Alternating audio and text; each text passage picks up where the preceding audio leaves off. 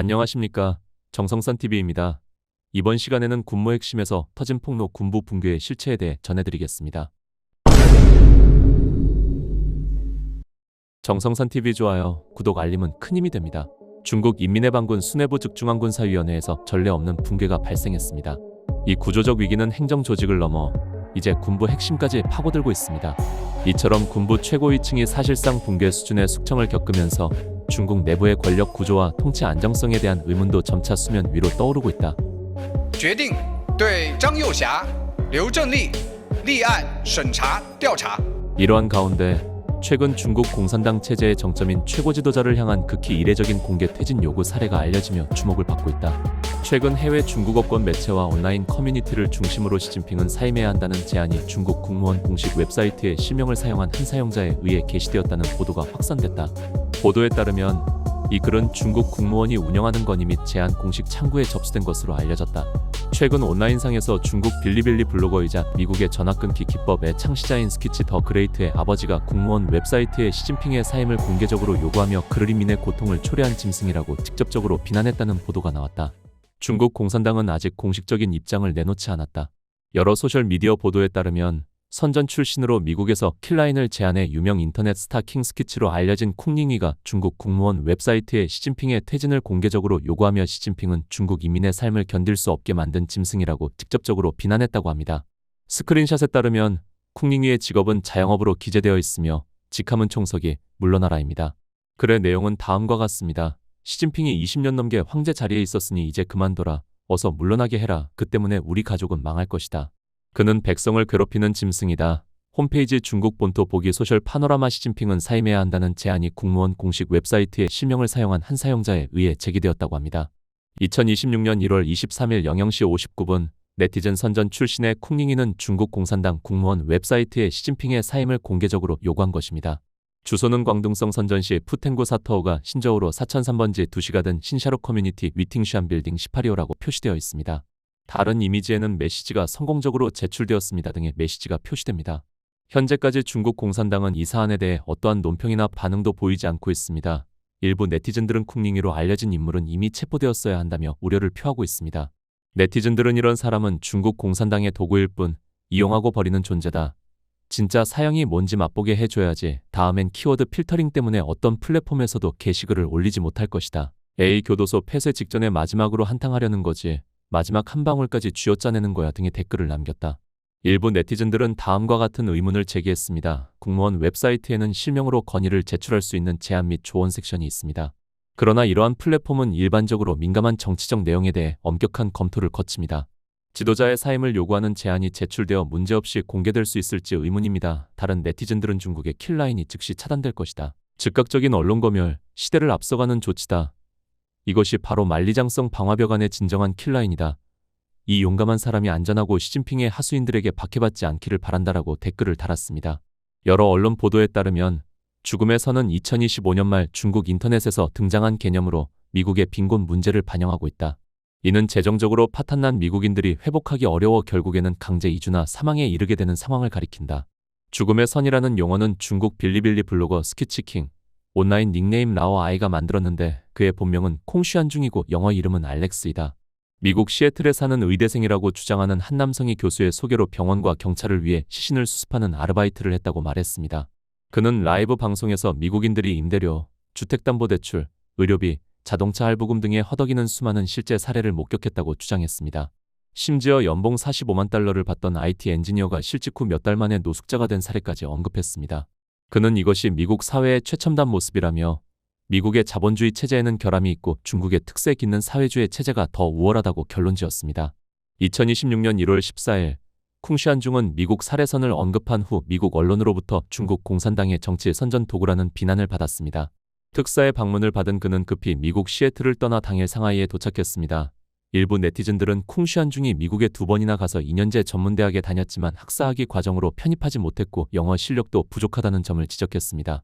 그는 온라인 기사를 재게시하며 미국 살해선을 퍼뜨렸다는 것입니다. 지우의 한 사용자는 이렇게 말했습니다. 콩슈안중은 22세의 미국 대학생이자 시체 수집가가 아니었습니다. 그는 2012년부터 2016년까지 편입한 대학생이었고 2021년에 다시 미국으로 건너가 시애틀 그린 리버 칼리지에서 공부했지만 지금은 학업을 완전히 포기했습니다. 그는 30세의 미국 북동부 출신 스토리텔러입니다. 그의 기괴하고 이상한 미국 이야기들은 대부분 미국판 티버 레딧에서나 볼 법한 도시 전설들입니다. 주목할 만한 점은 A 교도소의 살인선 사건이 중국 공산당 공식 언론에 의해 즉시 이용되었다는 것이다. 중국 공산당의 각종 당 언론 매체와 온라인 계정들은 이 기회를 틈타 살인선 사건을 과장 보도했고 심지어 해외 친공산당 언론까지 가세하면서 전 세계적인 언론 전쟁이 빠르게 확산되었다.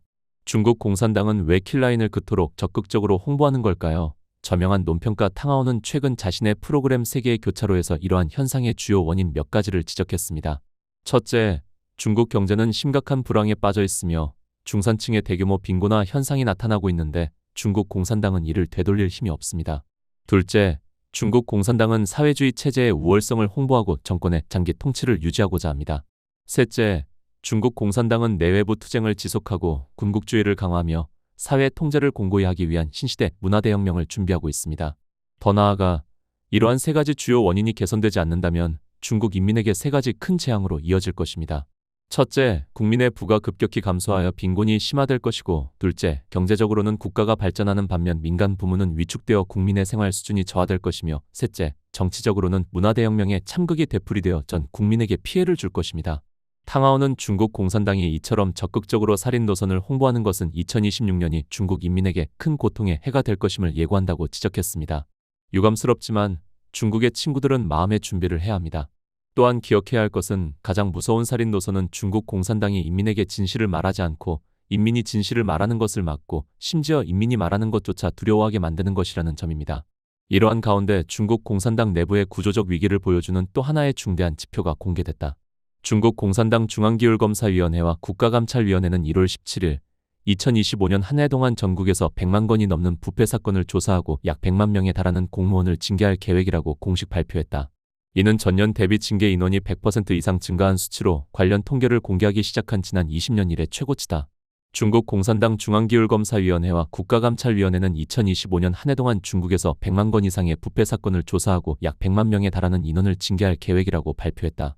전년 대비 징계 인원은 100% 이상 증가하여 기존 기록을 경신하고 20년 만에 최고치를 기록했다.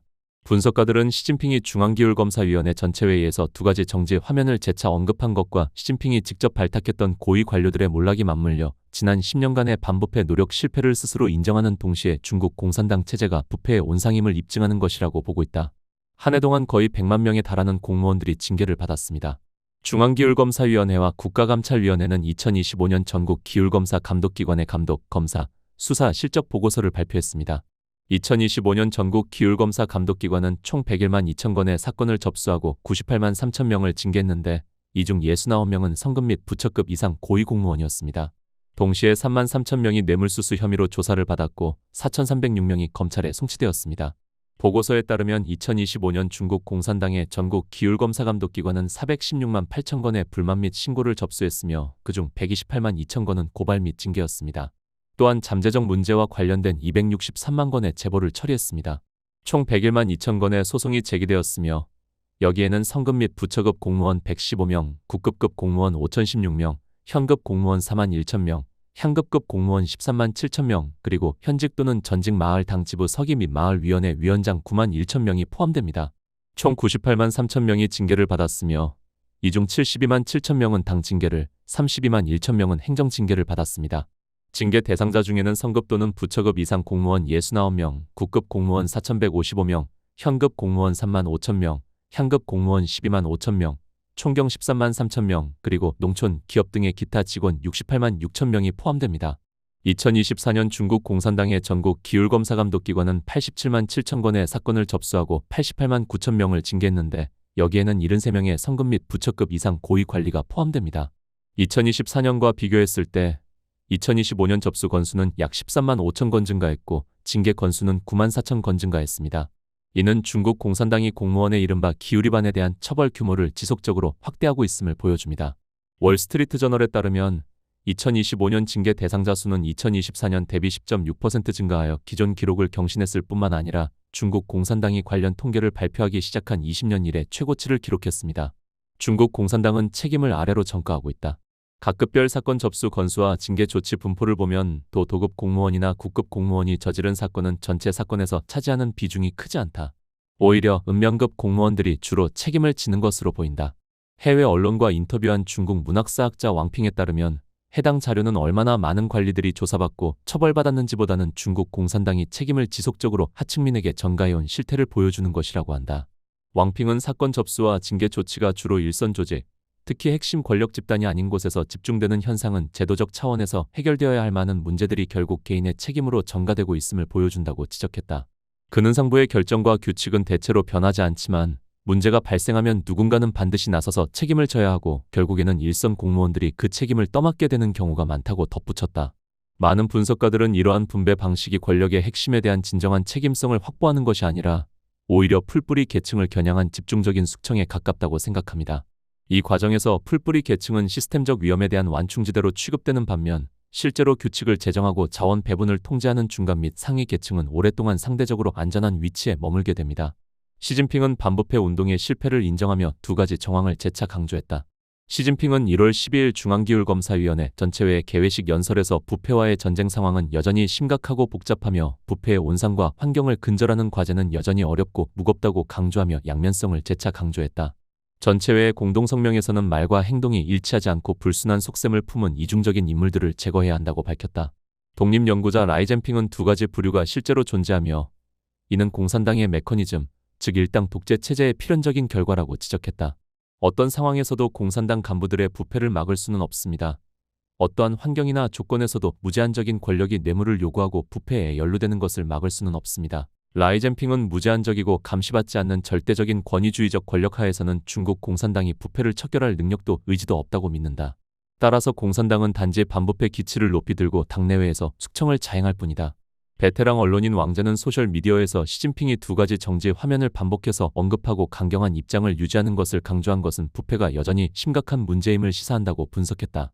왕재는 8년 전 시진핑이 제19차 당대회에서 정치 보고를 할 당시감이 부패하지 않겠다는 목표는 초기 단계에서 달성되었고 반부패 투쟁의 압도적인 기세가 형성되고 공고해졌으며 반부패 운동은 단계적인 성과를 거두었다고 선언했던 점을 지적했다. 그러나 8년이 지난 지금 시진핑은 여전히 존재하는 두 가지의 사실을 언급했다. 이는 시진핑이 자신의 실수를 인정하고 10년 넘게 지속된 반부패 운동이 실패로 끝났음을 인정하는 것입니다. 이는 마치 뺨을 맞은 듯한 모욕이며 권력의 사다리를 타고 올라가 모든 사람의 뺨을 때리는 뻔뻔함과 오만함을 동시에 드러내는 것입니다. 왕재는 시진의 반부패 운동이 실패한 이유는 그 자신이 말했던 것처럼 권력을 우리에 가두지 못했기 때문이라고 지적했다. 권력을 우리에 가둬야만 부패를 통제할 수 있습니다. 시진핑은 충성도를 부패의 척도로 삼고 있습니다.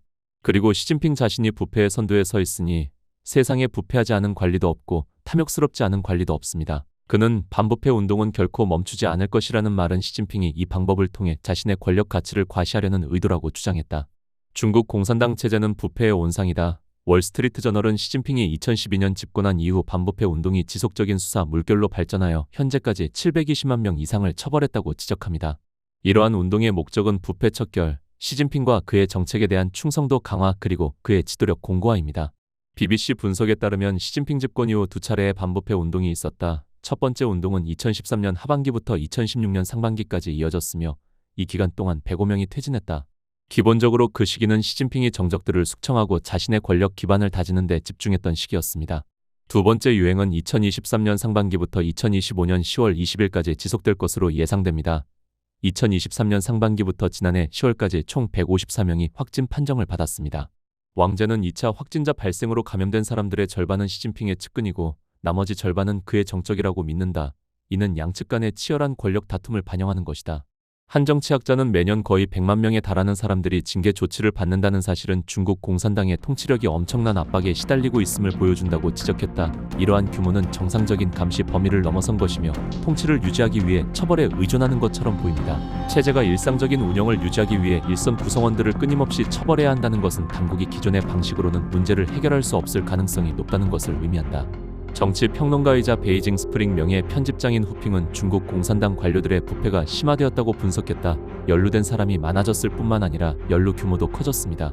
대규모 부패는 기존의 것이 아니라 새롭게 나타난 현상이며 주로 제18차 전국대표대회 이후에 발생했습니다. 권력에서 물러난 고위 관료들 중 상당수는 시진핑이 직접 승진시키고 임명한 인물들입니다. 이는 시진핑의 반부패 운동이 실패했음을 보여주는 것이며 현 체제가 부패의 온상임을 다시 한번 입증하는 것입니다. 남은 건 군 통수권자인 시진핑과 부패 척결에 칼자루를 쥔 장성민 기율검사위 서기 2명뿐입니다. 严重辜负党中央、中央军委信任重托，严重践踏破坏军委主席负责制。 장유샤 부주석을 내친 이튿날 군대 당조직 선거 규정이 발표됐습니다. 군내 당 대표대회나 당위원회 등의 선거 업무를 재정비한 것으로 당장 다음 달 1일부터 시행됩니다. 당초 시진핑 측근들로 꾸려졌다던 군 수뇌부는 숙청으로 사실상 와해됐습니다. 4연임의 쐐기를 받기 위한 권력 재편 작업은 총구에서부터 시작될 거로 보입니다. 반부패라는 이름 아래 진행되는 대규모 숙청은 체제 정화가 아니라 오히려 내부 불신과 권력 공포를 증폭시키고 있으며 군과 당, 사회 전반의 안정성을 동시에 흔들고 있습니다. 중국 공산당은 지금 더 강한 통제와 더 잦은 숙청으로 위기를 덮으려 하고 있지만 역사적으로 이런 방식은 결코 장기적인 안정으로 이어진 적이 없습니다. 앞으로 중국 군부와 권력 핵심에서 어떤 추가 숙청과 내부 충돌이 이어질지, 그리고 이 체제가 과연 스스로의 균열을 봉합할 수 있을지 계속해서 지켜볼 필요가 있습니다. 지금까지 정성산 TV였습니다.